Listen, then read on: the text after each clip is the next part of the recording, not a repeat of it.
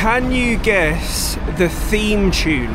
Da, da, da, da, da, da, da, da, da, da, da, da. What about now? Da, da, da, da, da, da, da, da, da, da, da, da. James, are you on the set of Harry Potter? I hear you ask. Yes, oh yes. Right now, I am on the set of Harry Potter and I can feel the magic in the air. Magic is all around me.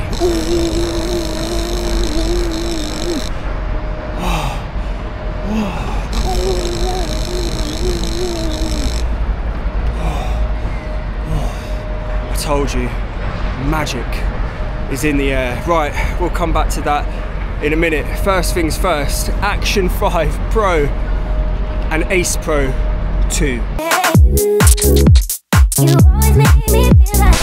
I tell you what, I've gone back and forth, back and forward, left and right, up and down, round in circles, across a triangle with this decision. And I'll be honest with you, I started recording this video a couple of months ago when I was in Florida and I never continued on with it.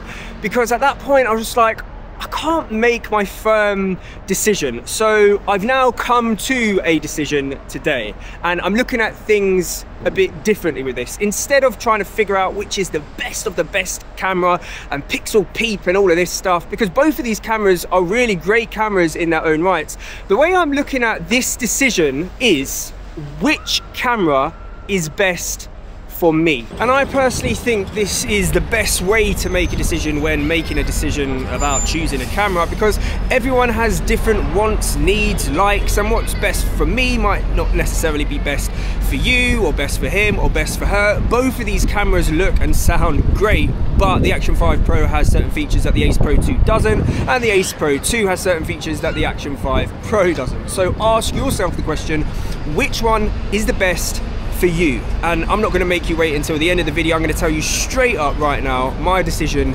is the Action 5 Pro. And whilst we dive in deeper into the magic that is the Harry Potter set, let me give you the reasons why.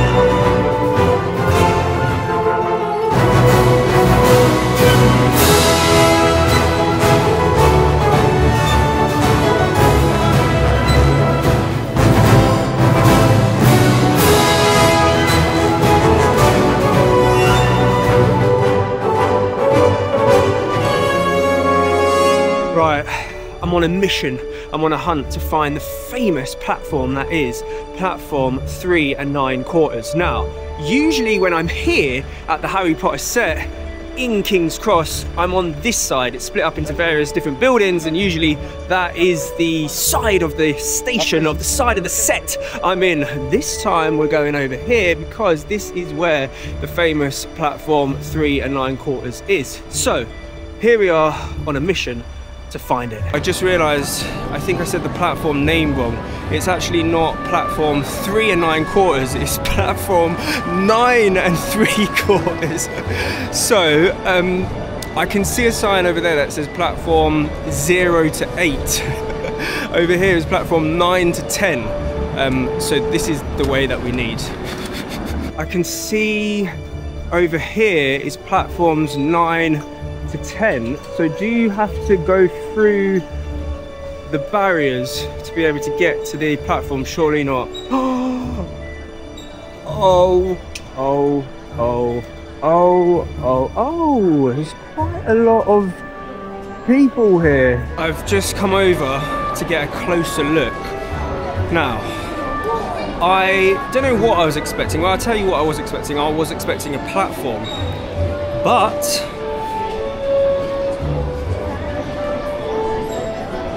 we don't have a platform, we have a wall. Is this how it is? Surely not. Look how many people are queuing. People are queuing.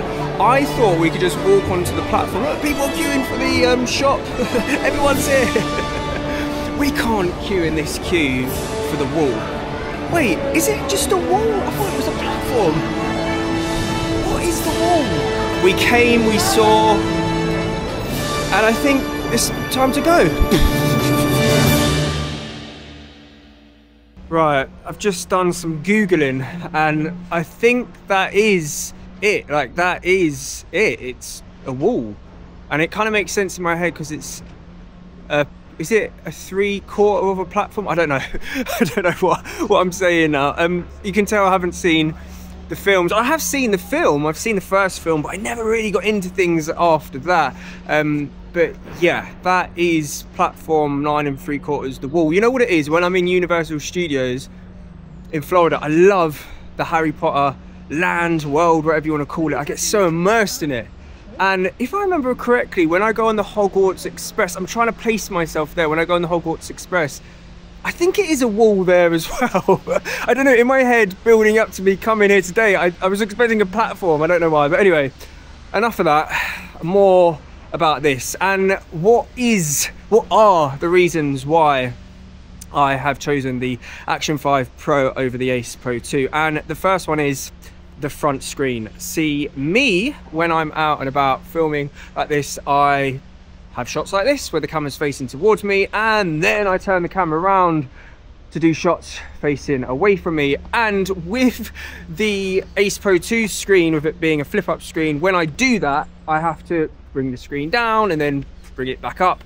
Whereas with this, I can literally go like this, go like this, go like this. There's no flipping of the screen, which for me is a lot more convenient. One of the features I didn't think I would use as much when the Action 5 Pro first came out, and you know, you see all the specs and features, was the internal memory option. And let me tell you this, I've used it a lot, more than I thought I would do at the beginning. It's so handy to have there. And you know, usually when you go out to shoot and you take a camera, you're like, right, I've got to double, triple check, I've got the SD card, it's got enough space and all of that. With this, knowing you have the internal memory option there, you're not as like, oh, for example, today I'm literally shooting all of this using the internal memory, which again is a nice feature to have. 9 times out of 10 when I'm shooting with the Action 5 Pro, I use a DJI mic, and at the moment that usually is the Mic Mini, and being able to connect directly via Bluetooth without the need for a USB-C receiver, again, for me, it just makes the whole shooting process more convenient. Does anyone fancy a sandwich? Look at this, Sandwich Street, and then on the corner over there you've got a sandwich cafe. Absolutely amazing. That is so cool. I also think in my head, like, who comes up with the names of these streets? Sandwich Street, like, how and why is it called Sandwich Street? I use the Pocket 3 for most of my videos on my channel, but there are some situations where the Pocket 3 isn't the best camera to use, and when that's the case, Mr. Action 5 Pro steps in. And when I'm using both of them on a shoot and then I flick between different shots in the edit, it doesn't look weird, because obviously both of them were birthed by DJI. Both of them were birthed? Both of them were birthed. There's something I never thought I'd say.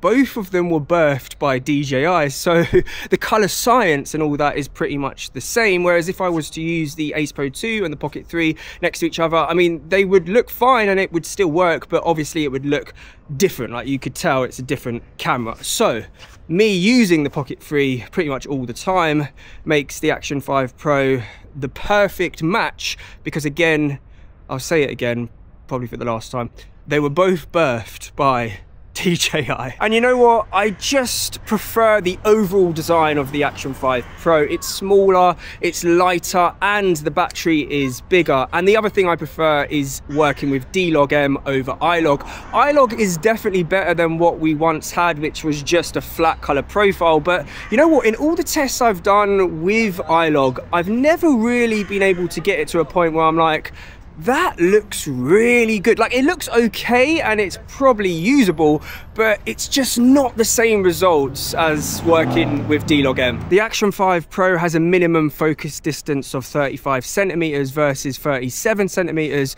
on the Ace Pro 2, and those couple of extra centimeters do make a difference, especially when you're out here vlogging like this. You don't want your face to be a blurry mess, and that has been the case on quite a few occasions when I'm watching some of the footage back shot on the Ace Pro 2. I'm like, oh, my face does look a little bit blurry, whereas I haven't really had that issue when using the Action 5 Pro. And when you're out here, you don't really want your face to be a blurry mess. You want it to be shining and as crystal clear as can be. And to be honest with you, that's pretty much it. That's really what gravitates me more towards the Action 5 Pro over the Ace Pro 2.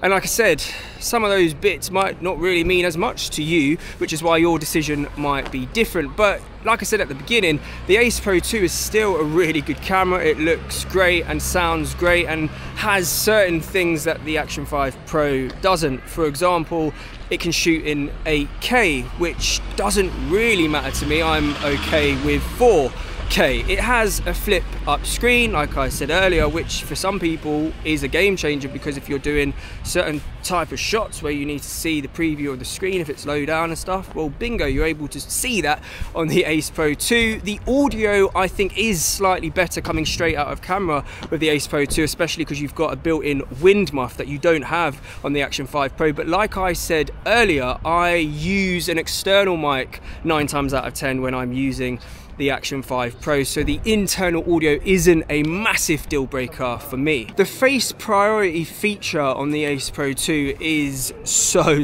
good. It makes so much difference, especially when you turn it off and you do like a shot back to back. You can really see the difference, and obviously we don't have that option to turn anything of the sort on or off at the moment on the Action 5 Pro. But you know what, there's never really been a time where I've looked at some of the footage back shot on the Action 5 Pro and I'm like, you know what, my face does look a little bit dark and I wish I had that feature on it. So I think it handles the exposure quite well enough for me not to really miss the feature that is face priority on the Ace Pro 2. Even with all the firmware updates on the Action 5 Pro, I still think that the Ace Pro 2 takes the crown for the best low light performance. But for me, I shoot most of my videos, if not all of them, in the, what's the opposite to low light? In the highlight, highlight? I don't know. Anyway, I shoot most of them in the light.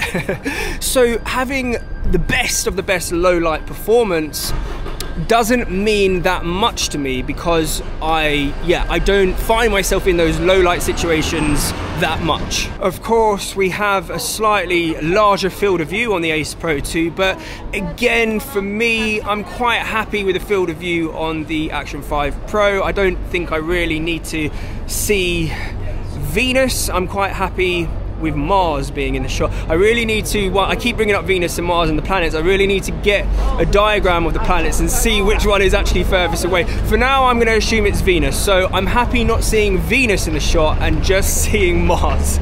So instead of trying to figure out which of these cameras is the best of the absolute best, look at it how I've looked at it and try and figure out which of them is the best for you. We both know that they all sound, and we both know? No, we don't both know. We all know that they both sound and look great. But ask yourself this question: what features does one have that the other doesn't, that means more to you? Do you want a flip screen? Do you want to be able to shoot in 8K? Do you want to be able to connect a DJI mic directly via Bluetooth? Do you want internal storage? Do you want a bigger battery? Do you want better low light performance? Do you want a wind muff? It's all individual. So ask yourself the question, what means more to you? Oh, would you look at that? Look where we've ended up. We just cannot keep away from the magic. And you know what? Everywhere I look, people have got wands. I need to get a wand. Where is the wand shop? Oh, you know what? I do have a wand. I've got an Insta360 magic wand. So we might as well end the video here and do, what do they call it? A spell. We might as well do a spell. I only know one spell, and that is Wingardium Leviosa. Has that done anything? Are we still here? Hello?